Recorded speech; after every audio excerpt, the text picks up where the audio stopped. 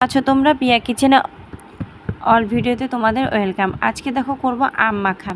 তো দেখো আমগুলো বেশ ভালো করে ধুয়ে ছিলে নিয়েছি। এরপরে আমি এগুলো মেশিনের দ্বারা একটু কুচিয়ে নেব। তারপরে এটাকে বেশ ভালো করে মাখিয়ে নেব। তার আগে টক খেতে কারা কারা ভালোবাসো অবশ্যই আমাকে কমেন্টে জানিও। আর দেখো আমার এটা কিন্তু গ্রেট করা হয়ে গেছে।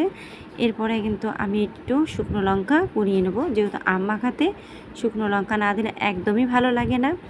আর এখানে দেখো আমি দিয়ে দিয়েছি লবণ, পরিমাণ মতন চিনি দিয়ে এরপর শুকনো লঙ্কা দুটো ভেঙে আমি কিন্তু মাখিয়ে নেব, বেশ ডোলে মাখিয়ে নেব। তারপর এখানে দিয়ে দেবো কাসুন্দি।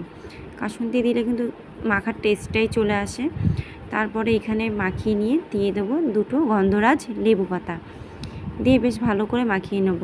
আমার কিন্তু আম মাখা কিন্তু রেডি। তো যারা যারা খাবে তারা অবশ্যই চলে এসো। তো বাই বন্ধুরা।